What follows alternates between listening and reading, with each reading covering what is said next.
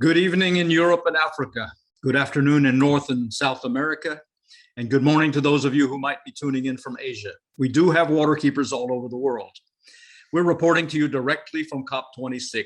I'm Casey Schulberg, Collier County Waterkeeper, and I'm with my co-hosts, Dr. John Capece, the Kissimmee Waterkeeper, and the Global Advocacy Manager for the Waterkeeper Alliance, Chris Wilke.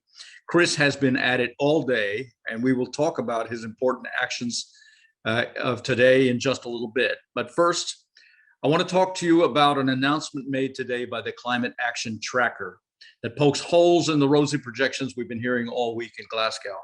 This report, backed by a number of organizations, including prestigious Potsdam Institute for Climate Impact Research in Germany, predicts that we are actually on track to hit 2.4 or even 2.7 degrees Celsius above pre-industrial levels by the end of the century, way above the 1.5 target set in Paris that was considered the maximum degree change to forestall devastating climatic change.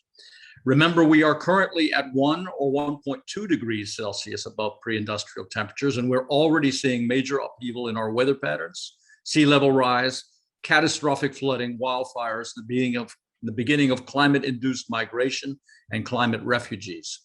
For those of you who might say, what difference can a degree or two make? Consider your own body temperature, for which the norm is 37 degrees or 98.6 Fahrenheit. When we have a fever of 38.3 or 101 degrees Fahrenheit, we are damned uncomfortable. Well, so is the Earth. The world has a fever.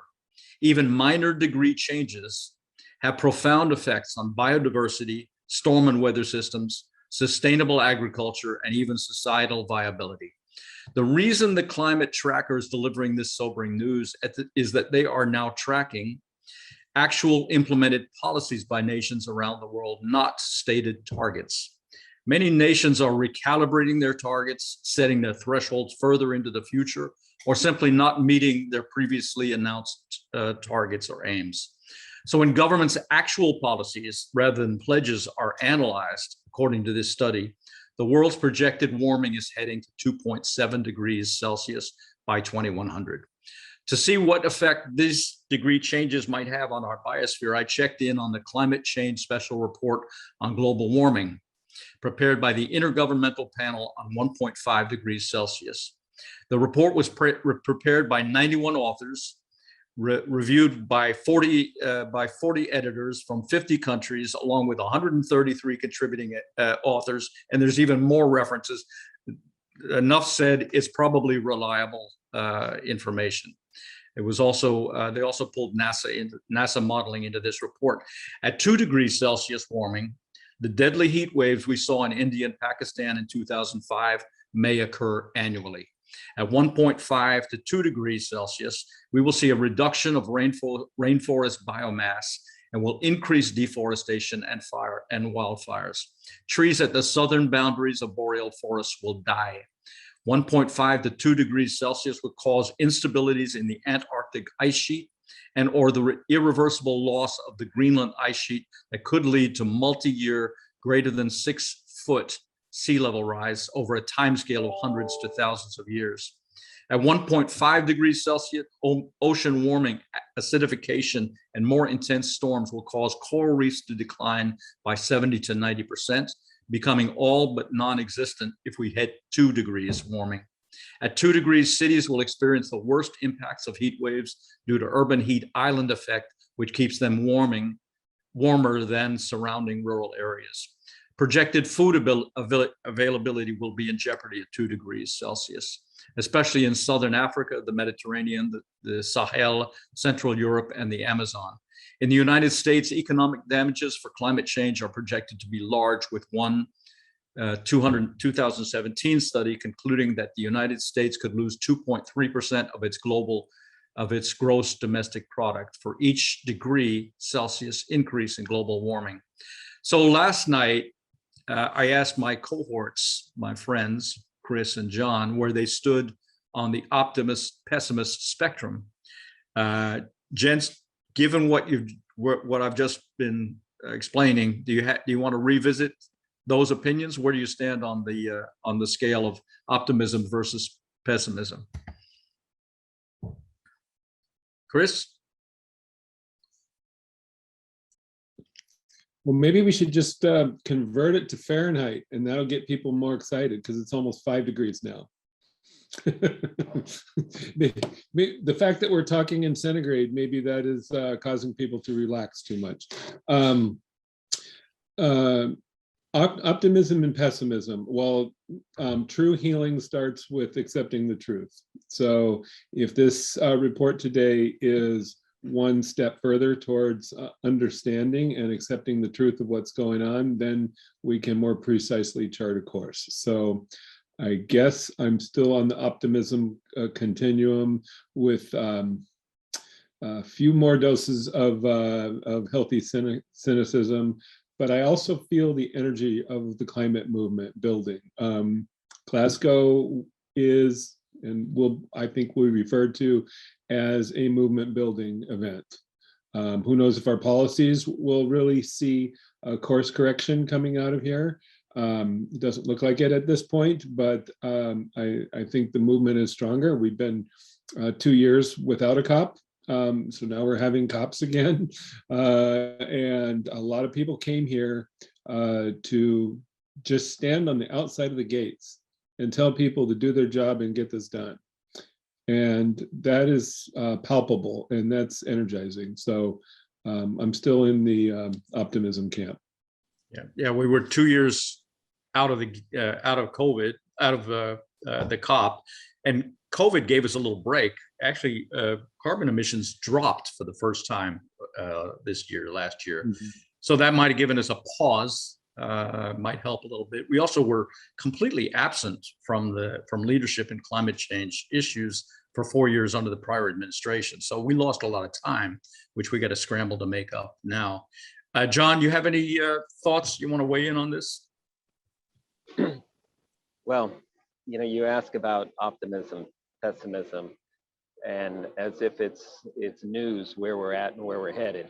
I mean, all of this was incredibly obvious back in the 1980s. and here we are. What's interesting is to see people wake up to the reality gradually. More and more people coming into a state of awareness, not just the scientists and engineers from decades ago. But I remain optimistic. As long as it doesn't trigger catastrophic war, I think the human race will not be rendered extinct by this. I think we will find a way to survive.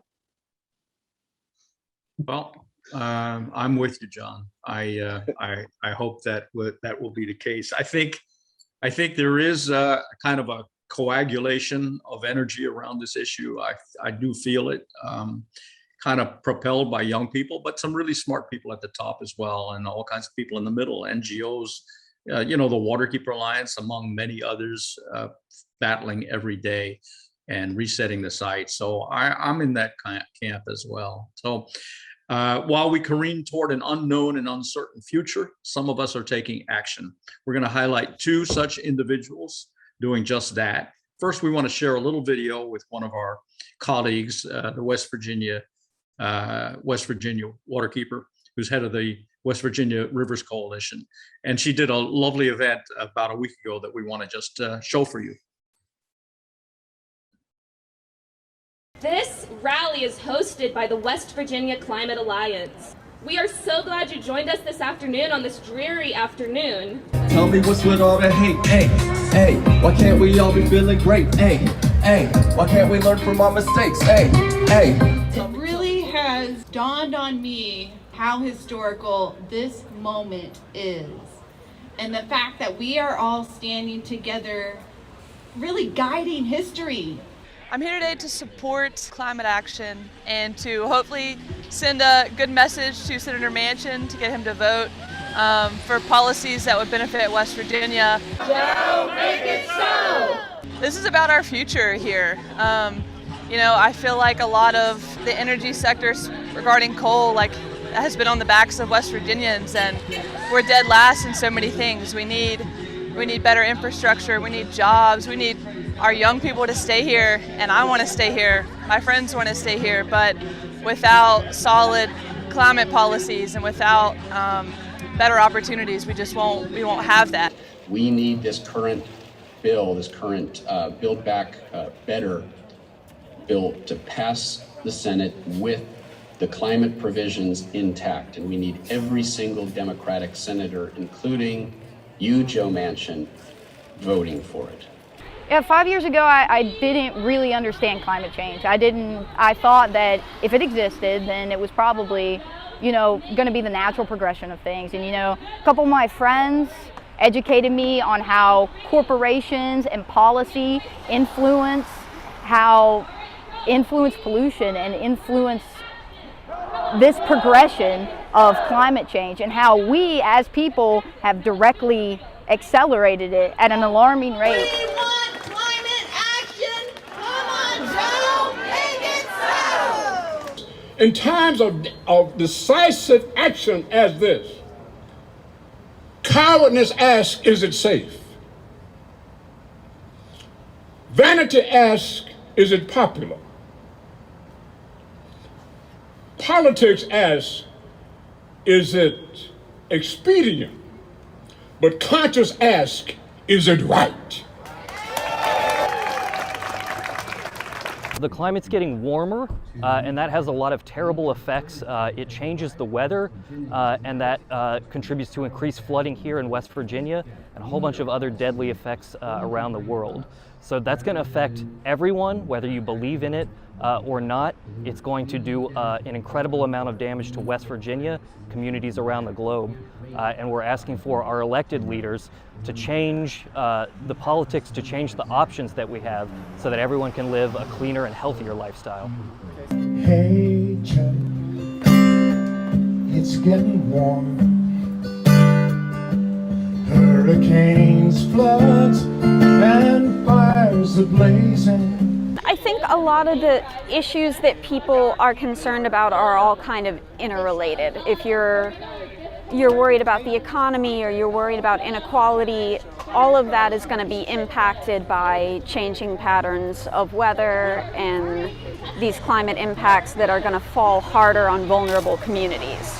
So I think by addressing climate, we can address a lot of the other issues as well, and those things are all kind of connected. The first goal is to get this message to Joe Manchin. If you haven't texted yet, we need you to text. We need you to go sign a postcard, get signed up for some prizes later. We dream of restored communities.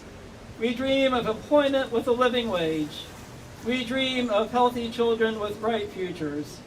We dream of a future for Appalachia.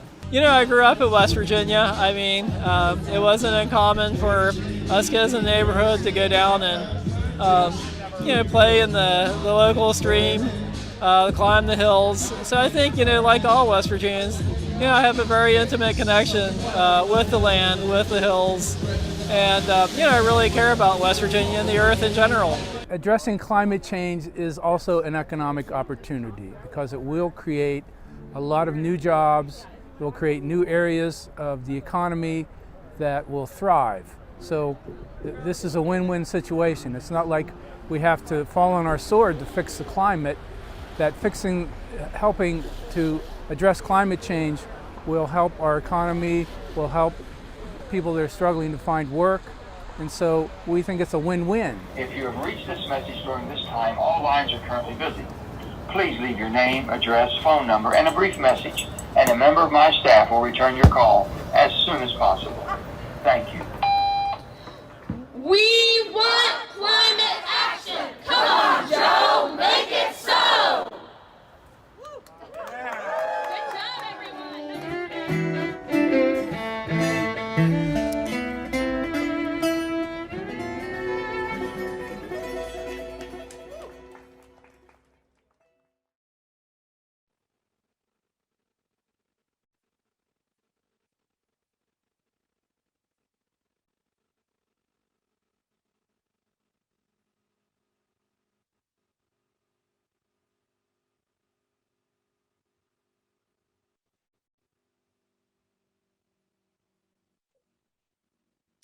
So for those of you who don't live in the United States, our wonderful waterkeeper in West Virginia, Angie Rosser, and head of the West Virginia Rivers Coalition, is doing work kind of behind enemy lines. Senator Manchin is certainly the most climate change averse senator in the Democratic caucus. So they have a lot of work to do, and we have our hands full trying to get him on board with a little climate realization, climate awareness.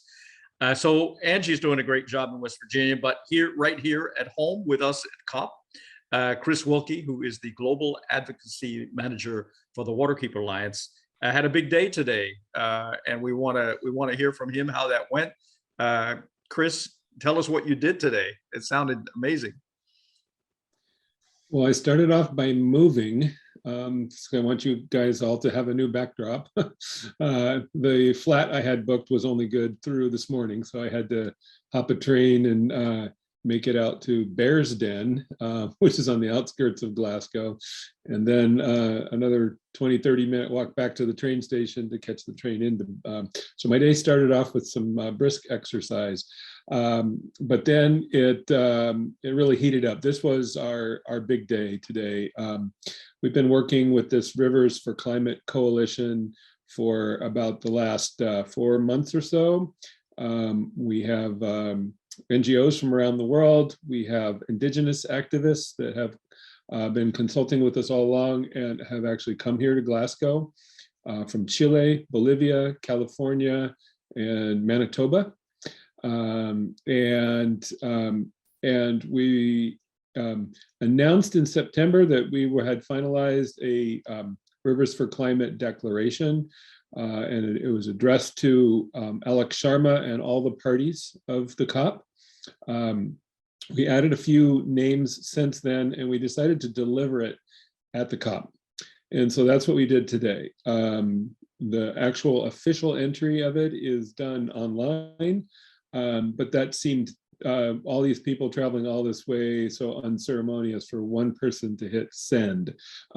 So I asked them if they would receive it, and if these people that have traveled all this way, if they could have a chance to speak from the heart and speak to why they were here.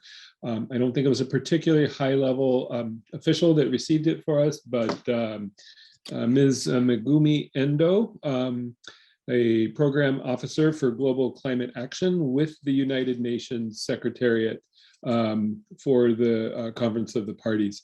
And she was very gracious. They don't allow filming behind inside the UN offices, so she met us out front. We arranged all this yesterday, and we had everyone in a line there. We had some tape rolling, but due to everybody among us traveling and having to find Wi-Fi signals, the edited versions are still like 45 minutes to upload and things like that. So we don't have edited tape for you tonight, but we do have some still photos. But we lined up in a line, and she, well, here we are discussing our game plan. We've most of us have given 2 or 3 speeches already, so we already each knew what we wanted to say, and we were just doing the game plan, addressing the envelopes with the declaration in it. This declaration was signed by 350 organizations, and this the person is going to be coming out to see us shortly here. Now, if you want to go ahead and go to the next slide, everybody is lined up. That's Paul Running Wolf Wilson on the left. He's a Klamath Indian, Native American, and the Klamath dams for 100 years have blocked his river and blocked salmon and caused water quality problems. And his community is going to be healing soon because those dams are going to come out. Probably 2023, I think, is when they're thinking they'll be taken down. It will be the largest dam removal project in history when that occurs. Next to him is Fernanda Puran, who is from Chile, from the Biobío River, which was recently dammed. Her president, and I'm sorry his name escapes me, but her president, the president of Chile, declared her river, her ancestral homeland, a sacrifice zone in order to presumably protect certain other rivers. They would sacrifice her river and all of the life-giving power that it had for the sake of electrical power that her community did not need. And it's not for the local population because it was a massive dam. And since, and I wish we could be playing her words, because she's the one that can express it more accurately and heartfeltly, but they've had suicides in their community. And she got an opportunity at the last COP to confront the president of Chile. That was the COP in Madrid. And then next to her is Paula, and I will mess up her last name, so I'm not going to try. I apologize, Paula.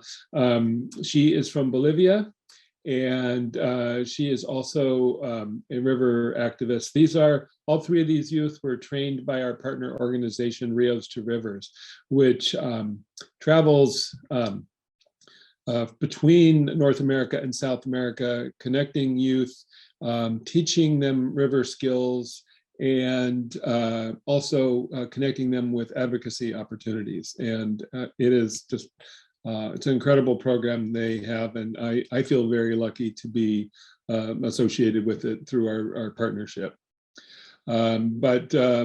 There is Ms. Megumi Endo, who received our declaration. On the left there is Eugene Simonov from Rivers Without Boundaries.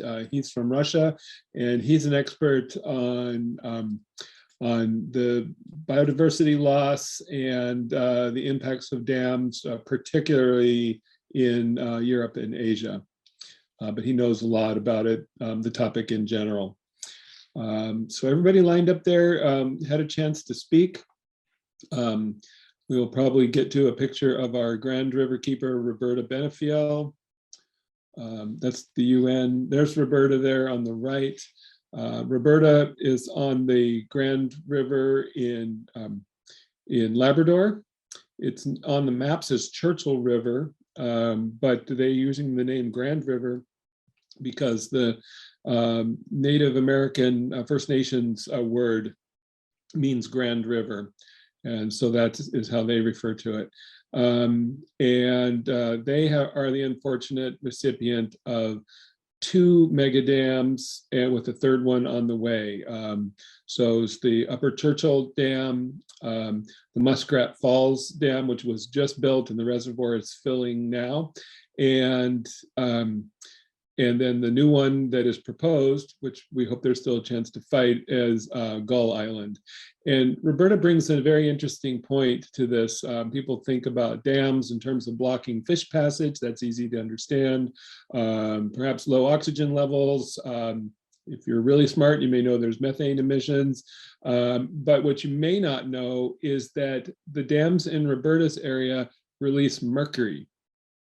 And the reason for that is they've been burning coal in the eastern half of the continent of North America for so long.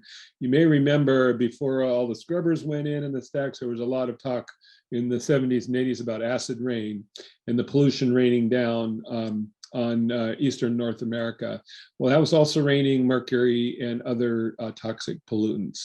When they're locked up in the soil, it's not a good thing. It gets into the plants and the animals, and everything is suffering. But what the dam reservoir does is it introduces it into the aquatic food chain.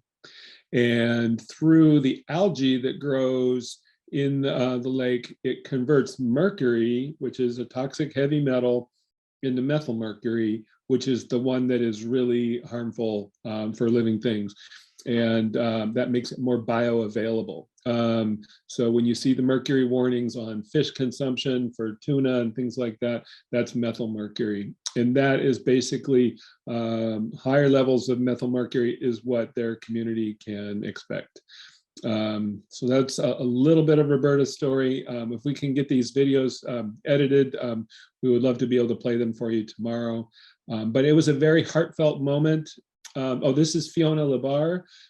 She is from Manitoba, from the Winnipeg area, and I believe her people are called the Métis people. I apologize if I've messed that up, but they their traditional way of life has been impacted by dams in terms of gathering fish and forcing them into a more consumptive lifestyle versus a lifestyle that is more in harmony with nature.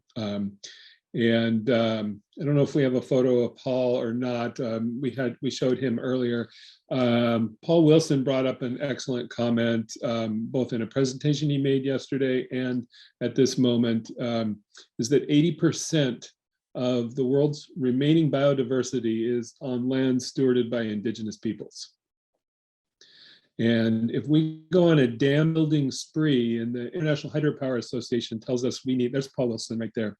We have 2 copies of the declaration. One was presented to the UNFCCC Secretariat for work on the Article 6 of the Paris Agreement, which is how nationally determined contributions are made, and do countries get credit for hydropower towards their nationally determined contribution? We argued no. We also had another copy of this, which we are delivering to the IIFCC, with his International Indigenous Forum for Climate Change, I believe is the acronym. I apologize if I messed that up. But Paul has been networking with them, and so we are delivering the same declaration to both of those bodies. And the point I was going to make earlier with Paul Wilson is 80% of the land stewarded by, of the world's biodiversity is on land stewarded by indigenous people. And the International Hydropower Association has a plan to help the UN generate enough electricity to get us off fossil fuels. And they're saying it's going to cause, it's going to require 850 gigawatts of new hydropower. And some analysts have looked at that and see where that's going to come from. It's going to come from the global south. And it's going to go on lands. They're not population centers. They're not telling people in major cities, you're going to have to move because we're going to put a dam here. They are doing it where they think no one needs that land. And the reality is the indigenous folks in these communities, that is their home, that is their culture, and those are the lands that are being proposed in general to be eviscerated. And one of the things that they are asking is just to be heard, to be part of these proceedings. There's Fernanda again. You don't have to look hard to see Indigenous person at the COP, but they are not accessing the highest levels of negotiations, and they fear for their future. I just want to recognize that I'm speaking on behalf of what I've witnessed them say, and I'm probably not doing it nearly as well as they would be saying it if they were able to be on this broadcast with us. But it's been a moving experience for me to get to work with them. And I'm looking forward to the next 3 days, and it'll be hard to say goodbye. I've learned a lot from them this week. It's been one of the most rewarding parts of this COP for me. Yeah, when you were talking about the dams being built in the Southern Hemisphere, we watched the trailer for Bruno Montefiori's documentary, in which Bobby Kennedy Jr. said the people who are building these dams consider that there's parts of the world that are softer targets. They don't really want to come up against North America, where there's a lot of fight and resistance. So they're going to other parts of the world that are less developed, and they think they have an easier way. They can pay people off and get their dams built. So that sounds like what they're up against in certain areas where you were where you brought some people in from those regions. Yeah, and so the declaration that you sent, give us what it is in two words, Chris. No climate credits for hydropower construction. Okay. That is very simply what we are asking. Mm-hmm. believe that the COP26 can prevent all dam construction in the world. There are companies that want to build things, and there are governments that want to build things, and there are banks that want to fund things. So we know all of that exists, but we don't need to be incentivizing this harmful behavior. And a point that Paul brought up in a talk he gave yesterday, we have not reconciled the harm that we've done over the past 100 years with extractive industries in their watersheds. Mm-hmm. And so how can we ask them to just trust us, it's all going to be okay. We're going to put in a bunch more dams, but you're going to have cheap power. You're going to like it, and it'll help the planet. That, you know, our dominant European culture forced a number of decisions on them 100 years ago, and we have not reconciled that yet. They're still on the short end of that stick. So that was just the first part of your day, and then you moved on to a second action. Yes. So that was the presentation. The next thing that we did was we had a little mini self press conference. We didn't have a press space in time or a media release in time, so we didn't have a press room reserved.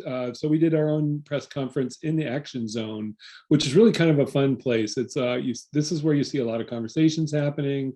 They have more comfortable chairs. They have people are working, as we were doing here. That's Bonnie from the International Rivers, and she was in charge of our press release over this event, and she hit send at 2 p.m. local time today, so that was 9 a.m.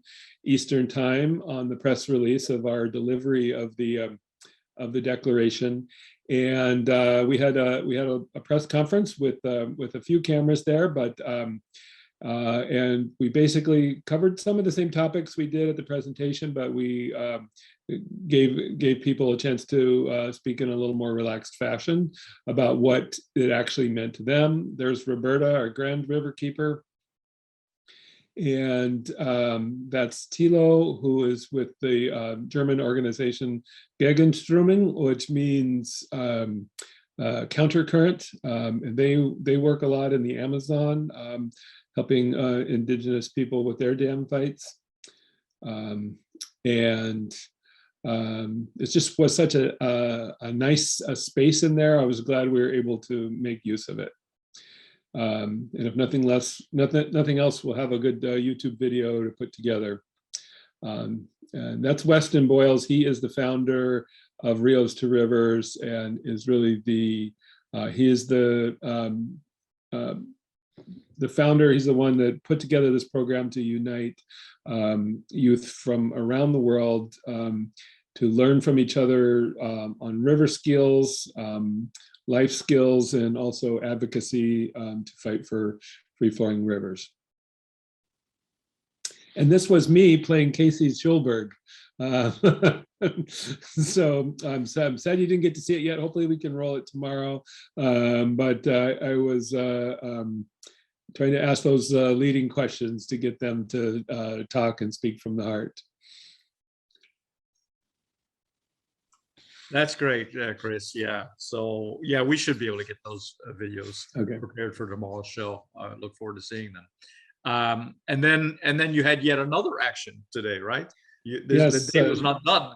In fact, yes, so, we did something at night, and luckily nightfall is about 5 o'clock here in Glasgow. So Waterkeeper Alliance was an observer in this, but we've been something that we've been planning as a coalition with our Rivers for Climate Coalition, and with International Rivers and Water Climate Trust and Rios to Rivers, and we decided to take our message and put it in lights. They did a light projection on the waterfront at Anderston Cay, and there is a bridge over the River Clyde, and that's the UN conference logo you see there on the left. And we're urging people to reject false solutions. And we are looking to our same message that's in that petition. Dams are a source of methane. We need to undam the UN. We need to remove any financial incentives under Article 6 for dam construction. And it was very well received there. And unfortunately, it started raining at the very moment when they started projecting, but it was kind of a mist. And then eventually that settled down. So it gave us just a glossy palette on which to project. And you could see people really got a kick out of it, even though it was kind of rainy. There was some drums going by. There was people on bicycles. People were stopping to gawk and get out their phones and take pictures. And it was also visible from the highway thoroughfare there. So anyone who was stopped at that traffic light got to see it. And we hope many more people will get to see it on social media. It's just something that activists do sometimes to generate excitement for their message, and being able to project it in public spaces like that in a very non-invasive way. It doesn't involve rappelling down or putting anyone in danger. And it's kind of exciting. It's just a form of movement building that I was really glad to see. It looked really nice. It was beautiful, with a little lit up tree in the foreground, and yeah, I'm sure people enjoyed that. So that lit up tree and that other mosaic, and then the UN logo is something that cycles every evening there. Gotcha. Okay. Yeah, and as they were planning it, they're like, oh no, there's something else projecting here, and it's, oh, wait a second, this is about the COP, and this other message is about the COP, so we'll just put the two side by side. So you'll co-opt the COP image and pull it into your messaging. Yeah, well, that's really cool. Well, that was a full day. A lot of moving around. The official declaration with the UN Secretariat and all the challenges it took to get that actually delivered, and having 350 organizations sign up for it. That is really, really. I mean, that is what it takes. It takes people doing that kind of grassroots, mobilizing to move people and drive change. So, congratulations on that successful day. Well, in the press release, and you can go to waterkeeper.org and read the press release and link to the actual declaration. Just go to waterkeeper.org and click news, and it'll be the top thing on there from November 9th. But one of the so it's not just about the declaration, it's about the growing call for something other than hydropower. And in particular, we highlighted a report from Pedro Araujo, who's a special rapporteur, UN rapporteur for human rights. And he spoke to the destructive legacy of dam building. That at the time of a report, and this is at least 20 years ago at this point, hydroelectric dams had displaced 80 million people, were displaced out of their homes. So what's our population of the US? That's a quarter of the population of the US. Was basically forced to leave their homes because of dams. That's what's happened around the world, not in the US, obviously. But the downstream impacts have adversely impacted even more people, over 200 million that are experiencing food insecurity or are because of the downstream impacts of the dam. So, and his basic summary is, any way you look at this, dams are not clean energy. Yep. Well, you've been eloquent on that issue all week, and we'll get back to it again tomorrow. So thanks for that, Chris. That's really wonderful. John, you were moving around today also. You spent the day at the conference, and I think you have some stories to recount to us about your movements. Well, I happened upon a number of very good presentations today, and I'll share the messages from those with you. But hearing, Chris speak and attending these sessions today and thinking about the issues from our perspective as waterkeepers, I can't help but be reminded of that saying that if you're not at the table, you're on the menu. And I think that sort of applies to us here at this COP conference. A lot of the discussions are very focused on adaptation and creeping toward survival measures and such, with decreasing attention to the more traditional priorities of environmentalism. So, Michael, I think you can advance the slides, and I'll talk a little bit about what we see here. Today, the conference focused on science and technology, as well as gender. So I went to a lot of sessions that dealt with the science and technology aspects of the issues. And I started out with a methane session, which was quite interesting, but sort of tangential to our water concerns. So slide. And then, of course, as I mentioned, Chris has been emphasizing the issues concerning dams and their impacts upon the local environment. And of course, dams serve two functions traditionally, both power and water supply. So whereas the power function may not be in accord with the clean energy priorities of the mitigation measures being advanced by the UN, the adaptation and survival priorities for water supply will remain. So that'll create another force attempting to construct these dams. But it's important to keep in mind that the total power that Chris cited, the 850 gigawatts, that may sound like a lot, but in fact, it's approximately equivalent to the total capacity of solar that's been installed since about the year 2010. So let's say about 10 years of past solar deployment. Of course, solar energy gigawatt capacity is not equivalent to hydroelectric capacity because one runs continuously and one does not. But they're still on the same order of magnitude. And what that tells me is that if we are going to properly tackle this climate change problem on the energy front, we're not only going to be replacing our current energy consumption, but we're going to have to generate far, far more energy than we can even imagine at this time, because it's going to require so much energy to extract the carbon dioxide from the atmosphere and the oceans, and it's going to take huge amounts of energy for us to build up our societies to weather the current coming hardships. So slide.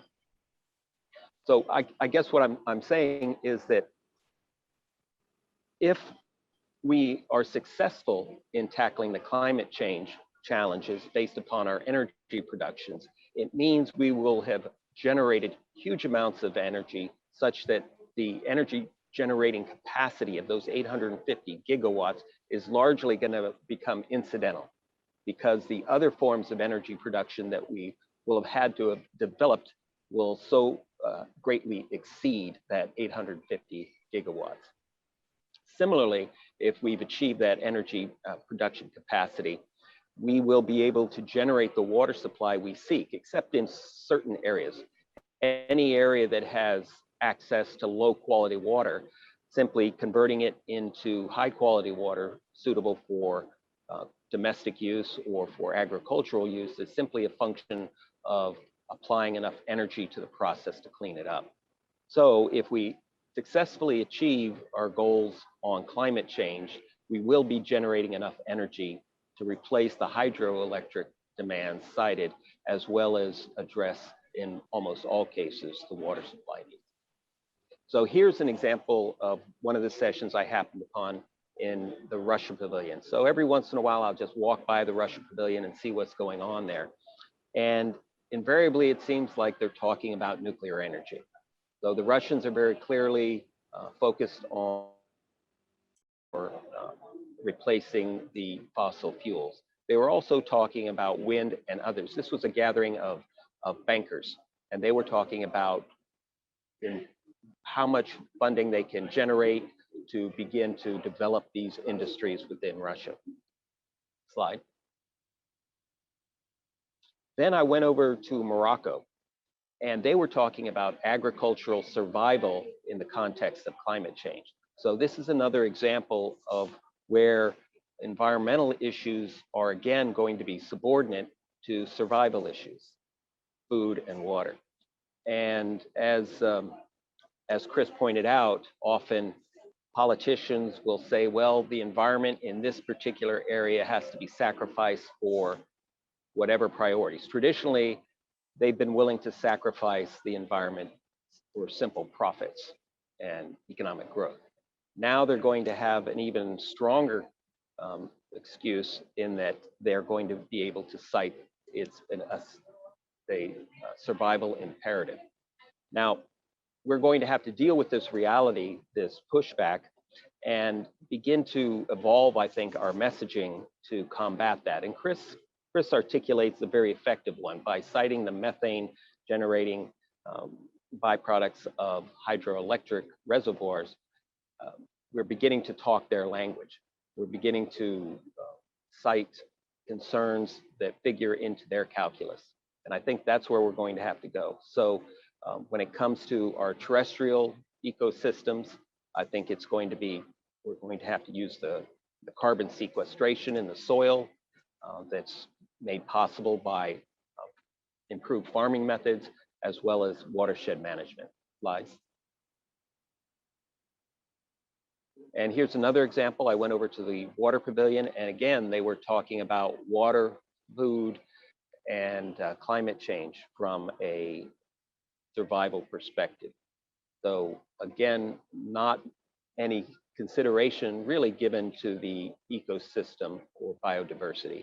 It's discussed in certain contexts, but if you do a survey of the sessions being held here, it's clearly a secondary consideration. Slide. There was a lot of conversation about the political inaction on a number of fronts, not just on the climate front, but on your traditional human development, water supply, potable water supply, as well as agriculture supply. Slide. Then I went over to the French pavilion, and they were talking about reducing the carbon footprint of the meat sector. And they set a lofty goal of reducing it by 15% in 10 years. And that could easily be achieved by simply cutting back production of meat products by 15%. And it's a little difficult to talk about marginal improvements in a industry that constitutes a tenfold inefficiency relative to food production. In other words, if the same calories or even protein content is delivered by vegetative matter, to deliver that same quantity of calories or protein through animal products requires 10 times the energy.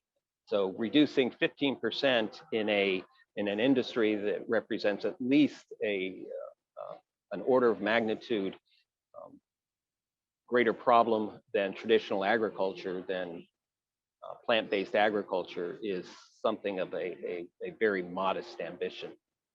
Slide. Then I went over to the Korea Pavilion, and they were also talking about some water issues. Slide. I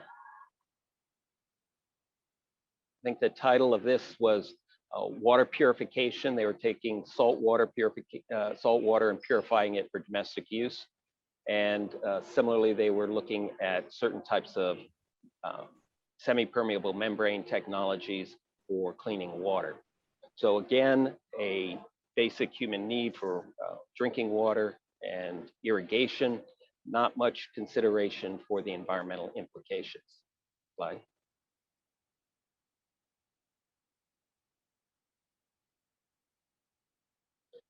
However, then I went over to Turkey, and there was a presentation by a professor from Istanbul about an offshore marine ecosystem and its biodiversity and its values. And as I was pointing out, on the terrestrial side, you have the carbon sequestration in the soil, which can make a very strong case for both improved agricultural methods as well as watershed management techniques. In the ocean system, that takes the form of blue carbon, large vegetation and microvegetation within aquatic systems that can create organic matter and sediments that sequester carbon. So again, if we're going to advocate for the preservation of existing biodiversity and ecosystems, we're probably going to have to learn to speak the language of carbon sequestration values of these various systems. Slide. And they, of course, made a strong case on the biodiversity side for their particular ecosystem, and this applies equally around the world to all of our special places. Slide. I then came over here to the US Center, and the first set of presentations was very interesting. It included a panel talking about technology. Slide. And it had, let's see, the moderator there was from the US, I think he was from the White House, he was a science advisor. Then there was an expert from the International Atomic Energy Agency.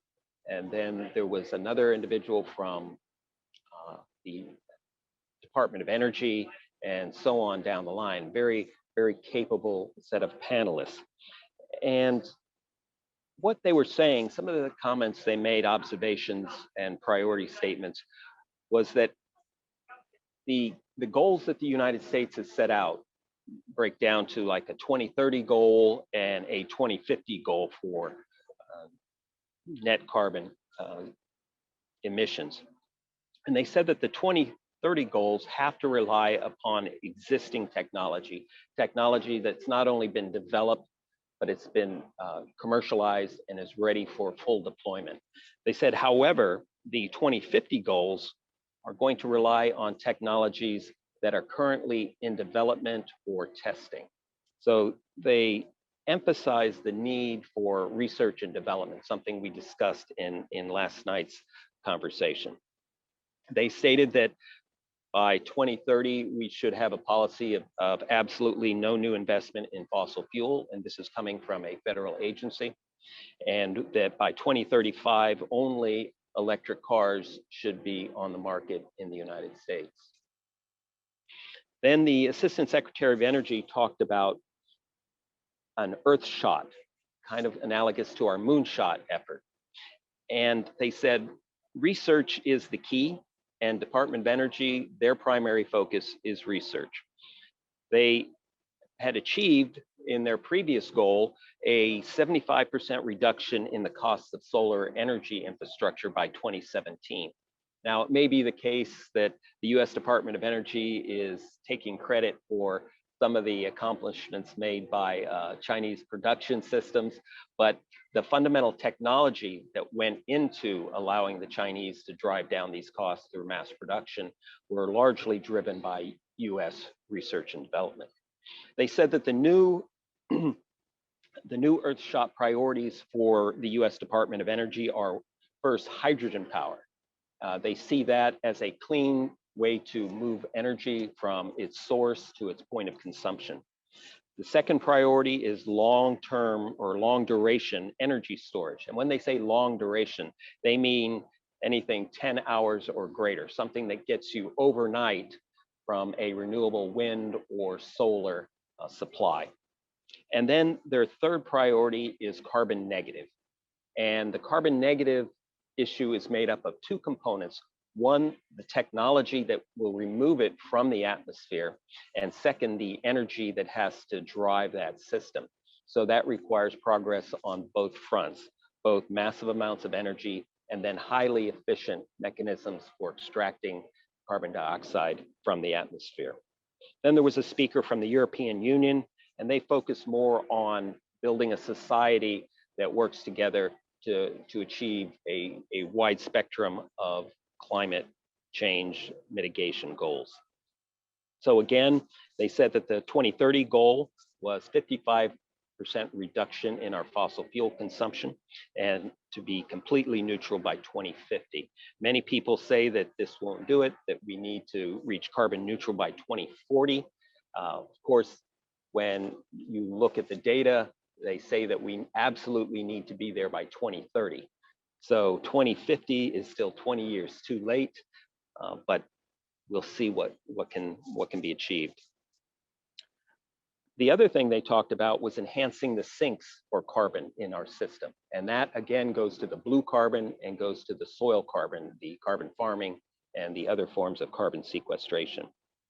One of the other speakers was a diplomat and scientist, and he spoke about mission innovation. And mission innovation was a 2015 commitment to double our research and development investments in renewable energies. Of course, the Trump administration abandoned that. And it's interesting to hear US agency people speaking about it again, sort of implying that we achieved the goals, even though we were formally outside of the agreement.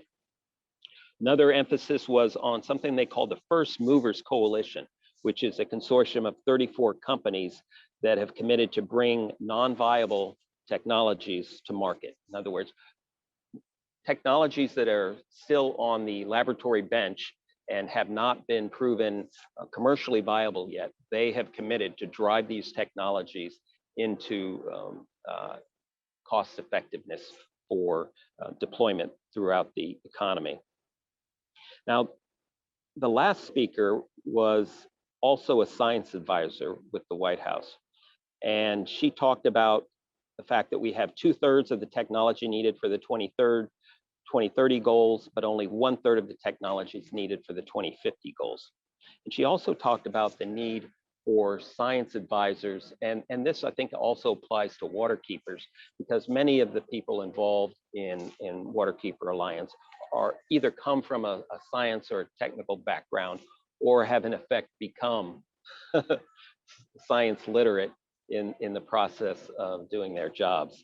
So they emphasize the need for more people trained in science to do make communication efforts with the general public.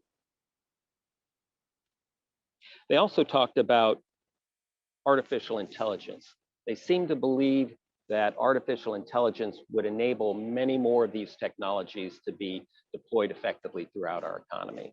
And they emphasize that the best thing that the United States could do in addressing the climate change conference was science and technology and driving down the costs of new technologies. Slide. And next slide, please. Then later at about 6 p.m., I attended a session here at the US Science Center, but it was focused on civil engineering. And I'm an agricultural engineer. I've taken a lot of courses in civil engineering. So I found it particularly interesting. And I think it would have been interesting to anyone with a technical background, because it revealed some very important aspects that waterkeepers need to be aware of in how we approach our responsibilities. Slide. The session was introduced by the director of NOAA, and it talked a lot about the data that NOAA generates and how it's used throughout our society. Slide. Talked about NOAA's responsibility of making observations, assembling data, and then providing information for various services throughout our society. Slide. They talked about one of the primary data products are normals. What is normal? What can people in various sectors expect from the weather and from the water? So they talked about agriculture, they talked about energy, and then they talked about engineering structures and such. And I think the most interesting one is about the engineering structures. The agriculture and the energy, they operate on more of a short timeline, year to year, month to month, day to day, whereas the engineering infrastructure has to take into consideration what will be the environmental factors over the life cycle of that structure, which could be anywhere from 40 years to 200 years. And they discussed some of the uncertainties that have been evolving with those predictive methodologies. Slide. They started out by pointing to the fact that in this year, in the first 9 months of this year, we had 18 natural disasters costing us more than $1 billion each. 18, more than $1 billion. And then they cited some similar statistics from the prior year where it was something like 25 in the prior year, exceeding $1 billion. Slide. Then they talked about the more sort of mundane nuisance type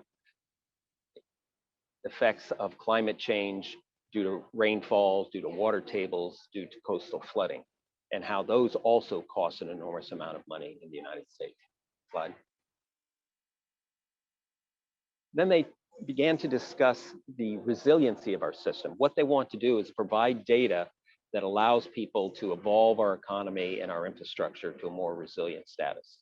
So that involves assessing the potential exposure of these systems, how sensitive these systems are to pressures, and then introducing some sort of adaptive capacity. Slide. They discuss the codes and standards, and often engineers, that's what they deal with. When someone designs a road, when they design a building, when they design a reservoir, they have to take into consideration both the year-to-year expected forcing functions on that, how much rainfall will it experience, will it be enough, will it be too much, and then the very extreme cases of 100-year, 200-year, 500-year floods. And they discuss how the evolving climate change realities were forcing the engineering community to not only change its methodology, but it's going to have to fundamentally make some changes to its education and professional development standards. Slide. They describe how the driver for this comes from the science and research, and then the engineers interact with this research as well as with the policymakers. Slide. Now, this woman was quite dramatic in her presentation, and rarely do you hear an engineer say something like this. She said regarding new structures and new designs, failure isn't if, but when and how badly. Rarely do you ever hear an engineer say, yes, whatever I design and build is going to fail. That's not something they say. But this woman was basically saying that will have to be something that the engineers of today and tomorrow come to accept, so that they have to begin to make designs that minimize how badly they fail. Slide. So it's a very complex set of procedures for evaluating this, as I pointed out: exposure, sensitivity, vulnerability. Then they're beginning to introduce adaptive capacity and then assess the risks. And they had an energy engineer from California dealing with the fire risks to the energy infrastructure of California. Slide. Very complex approach to their set of challenges. I won't go into those details. Slide. But this was all very new. The engineer making the presentation was very clearly aware that he was blazing a new trail, that this has never been done before by any utility, and they were making it up as they went along. Not that they were approaching it in a haphazard fashion, they were bringing a lot of intelligence and sophistication to how they treated the challenge. Slide. And they were developing new methodologies of risk assessment and sensitivity to their approach. I'm not so confident that it will yield their desired outcomes. Slide. They each took a shot at describing how it was a brave new world for civil engineers, how the statistics had dramatically changed. They were talking about a statistical concept called stationarity versus non-stationarity. Typically, engineers design things based upon statistics as far as rainfall frequency and such that have been developed over the past 100 years of data collection. But the applicability of those statistics depend upon assuming that the next 100 years will be like the previous 100 years. Clearly, that's not the case. And when you move from stationarity to a non-stationarity assumption, it requires a whole new set of equations and methodologies, things that engineers have never dealt with before. Statisticians know how to deal with it, but it's a highly uncertain science and technique. So engineers are going to have to be very careful how they apply these computer models and forecasting techniques, because instead of having great confidence that a structure or a facility that they design today based upon their knowledge of the past, or they had great certainty that it would perform in a certain manner, now they have no idea. Then the last presentation that actually ended just minutes before we started this was by a NASA scientist on the Arctic. And it, of course, reported some very interesting information. Unfortunately, I didn't have enough time to digest it and provide some slides, so maybe we'll talk about that another evening. Casey.